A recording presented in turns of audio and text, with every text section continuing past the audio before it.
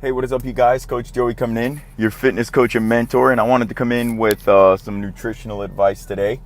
I kind of want to talk about the importance of lean body mass, and the reason why I wanted to talk about this today is there was a little bit of discussion about scale weight in the gym this morning. So, a couple of things. One, when we talk about scale weight, everybody or most people are pretty aware of the fact that muscle is more dense than fat as far as the cells and the compactness of everything put together. So 5 pounds of fat is going to consume more volume than 5 pounds of muscle. So typically, especially for a lot of you ladies, when you get involved in something like CrossFit or any other type of strength program for that fact, is if you've never done too much strength training before, your body will really adapt to the training well in the beginning, and you'll put on some lean muscle mass. So it's not uncommon for the scale to even go up.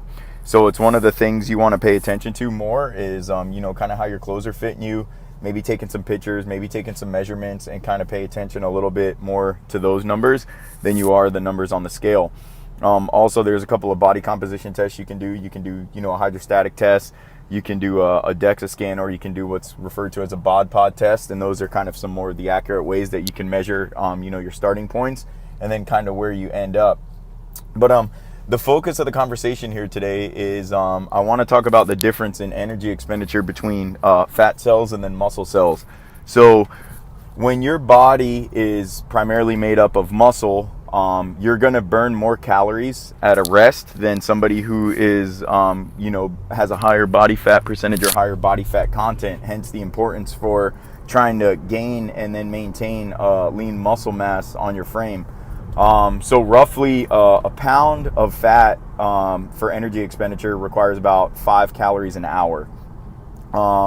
And then about a pound of muscle usually requires about 50 calories an hour of expenditure, or a day, not an hour. So fat is 1 pound, requires 5 calories a day, and then 1 pound of muscle requires about 50 calories a day. So if you put that into perspective, if you have somebody who has a lot more lean muscle mass on their body frame, it's going to require them less work to burn those calories. So essentially, it's going to make it a little bit easier for them to kind of sustain the body composition that they want. So for some of you who are kind of like in the beginning stages of your training, maybe you're getting a little bit frustrated, try to remember that, if you're going through your training and you're physically getting stronger, whether it be that you're getting through the workouts a little bit easier, or maybe you're starting to have some gains as far as your strength, maybe a 1 rep max or 3 rep max PRs when it comes to things like your bench press, your deadlift, your back squat, those are good signs that you're going in the right direction. So the scale may not always, point that out to you and put that number in your face that you're looking for.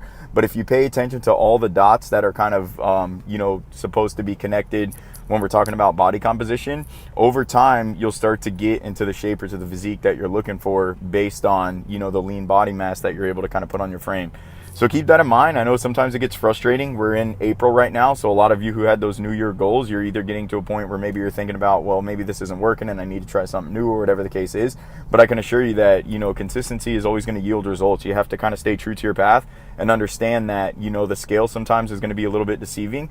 You want to pay attention to all the factors that kind of come into, contributing to the body composition that you're looking to achieve, and then just try to adhere to it. It's like everybody else, myself included. Sometimes you go through, lulls in your training or your nutrition or whatever the case is, but you want to try to stay, on track as best as possible. All right, you guys, so Coach Joey out. If you guys have any question about nutrition, you know that you can always come up to me and ask me. I'm always more than open to kind of help anybody get started on, setting their goals on track and kind of getting you where you want to be. All right, we'll see you guys later. Have a good one.